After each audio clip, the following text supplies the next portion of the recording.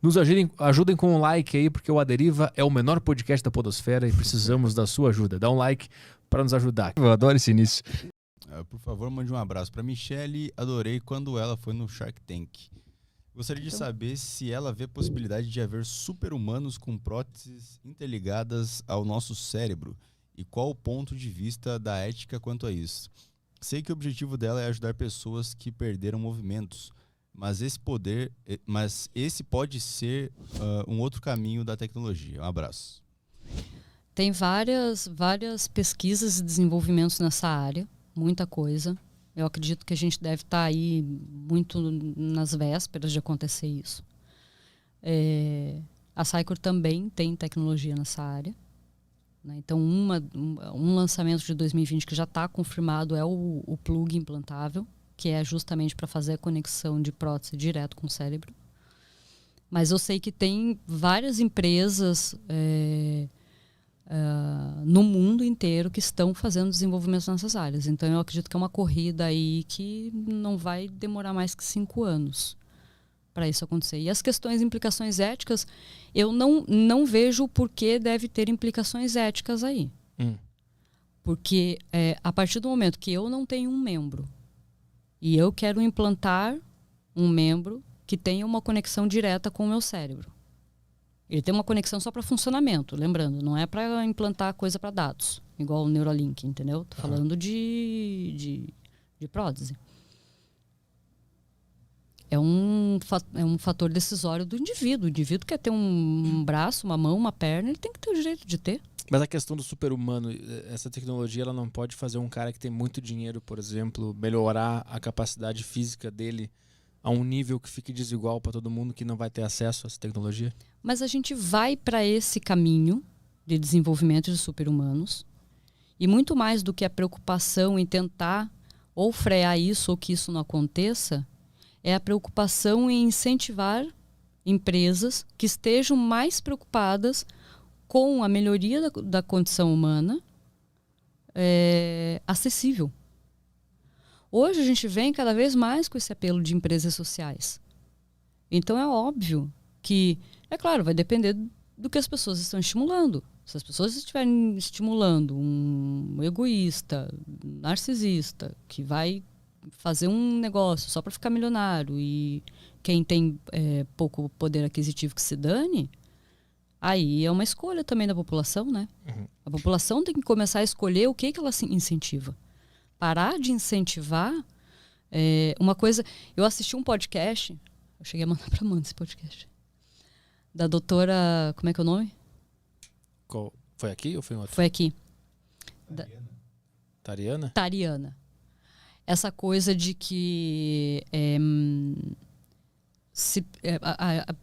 aplaude-se muito as pessoas alfas. E a galera beta fica lá no canto. Enquanto a sociedade tiver esse comportamento de ficar aplaudindo o cara, e o cara, quando eu falo, eu sempre estou falando, cara, mulher também, cara, né? A pessoa lá que é uma bela de uma filha da puta e que pisa nas pessoas e que maltrata e que explora e tal, o resultado que a gente vai ter é esse. Então, pensar nessa questão disso ser acessível para todos é a gente também incentivar cada vez mais empresas no mercado a começar a aplaudir as empresas dos betas. Porque eles não fazem tão bem, né? Oi? É que eles não fazem tão bem. Claro que fazem. São os que fazem o trabalho, na verdade. Quando você vai lá numa empresa, não vou falar nomes aqui, mas vai lá numa empresa grande, que tem lá um puta de desenvolvimento, tal, não é o cara que está desenvolvendo. Você vai ver, é um bando de beta sentado no computador fazendo aquilo acontecer. Mas não é uma coisa meio natural dessa organização biológica aqui?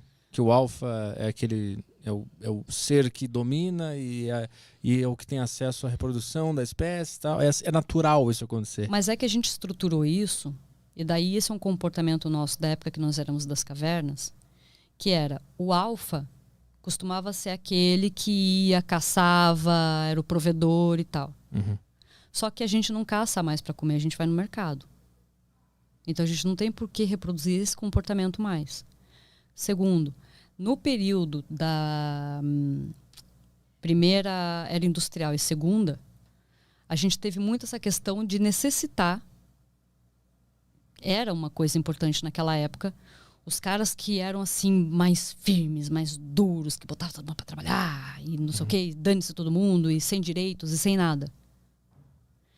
Porque aquilo era uma construção de sociedade daquele tempo. A gente estava passando de castelos e taperas para estruturas, né? Muito com luz, água, né?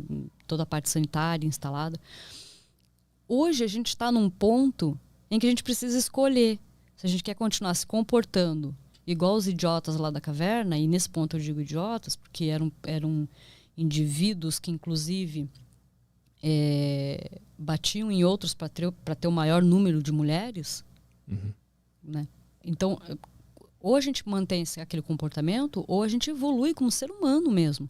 Começa a prestar atenção que alfas e betas são importantes na sociedade, se complementam. E que a gente não precisa olhar e dizer assim, só quem tem grana é que vai ter acesso àquilo. Não, todo mundo vai ter acesso, porque ninguém sai perdendo. Porque a gente antes tinha aquela competição. Mas no mundo ideal, isso, porque eu acho que hoje... No mundo ideal. Se tiver uma tecnologia que vai fazer o cara virar um super humano, o milionário, o bilionário vai lá tentar comprar aquilo. Mas isso não vai ter hoje. Para virar um super humano não é bem assim. Tem um documentário sobre a engenharia genética. Engenharia genética. Na Netflix lá do cara, que justamente o ponto dele é que cada um consiga se auto-hackear, né?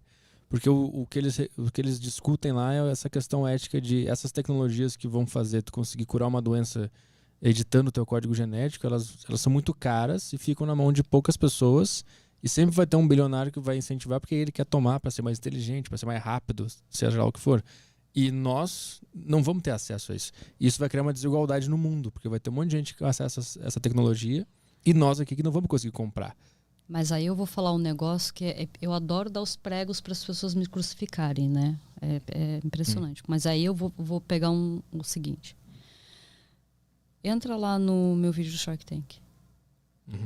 Olha o que haters falam. O que eles falam lá? Falam de tudo. Tem um que fala lá, nossa, parece tão inteligente, mas é burra. Fez uma peça na negociação. Negociei com 5 sharks. Burro é o cara que acha que eu fui burro. O cara pode chamar de burro, pelo amor de Deus. O cara quer enfiar 1 milhão no bolso e tá bom. Tá bom pra vida dele botar 1 milhão no bolso. Pra mim não tá. Eu não acho nem um pouco vantagem. Tem um outro lá que fala assim, eu quero ver tudo isso de tecnologia indo pro mercado e tal. Mas o cara não foca lá, o exoesqueleto tá feito, a mão tá feita, a ajuda não tá feita. O cara tava tipo duvidando assim que Exatamente. Isso vai pro mercado. Exatamente. Teve um outro lá que falou assim, isso aí é só mais uma que como é que é? Vai fazer as coisas só pra ganhar dinheiro. Cara, se eu quisesse fazer as coisas só pra ganhar dinheiro, eu juro pra vocês, eu sempre falo essa frase, eu tava morando lá nas Maldivas essa hora, eu não tava aqui ralando. Tanto eu podia vender as techs, virar as costas e ir embora. Tanto que tu diz lá que o teu produto é muito mais barato do que tu dá até lá os valores, né? De quanto que era 90 mil no normal e o teu era, sei lá, 14 mil. Era muito mais negócio eu negociar o licenciamento de uma tecnologia como o Exxon para uma empresa gigantesca. Entendeu? Não para um instituto nem nada, para uma empresa gigantesca. Virar as costas e ir embora e ficar vendo royalties. Mas o cara tá lá falando aquilo. Entendeu? Então, e isso a gente precisa mudar esse tipo de comportamento. E quando eu falo a gente, é porque eu também tenho que melhorar comportamentos meus. Então o pessoal tem essa preocupação, mas precisa se comportar de uma maneira diferente. Entendeu? Balançar mais a bandeira pro que é daqui do Brasil, por exemplo. Ninguém não, minto. Mas desses haters, né, que estavam ali, parou para pensar que pela primeira vez na história do mundo, uma pessoa de qualquer poder aquisitivo consegue comprar uma mão eletrônica. Era coisa que só rico tinha. é 5.300. A mão, a parte física da mão, ela é doada, que a gente não vende mão. A gente cobra pela eletrônica da mão. E a mão, ela é doada. A parte toda mecânica, que é estruturada para aquela parte eletrônica, claro, ela é doada. Não tem um país, e eu estou falando isso de Estados Unidos, Inglaterra, França, eu não estou comparando com Zimbábue, Nigéria, Quênia, eu estou comparando com um país grande. Nenhum. Entendeu? E não olha isso.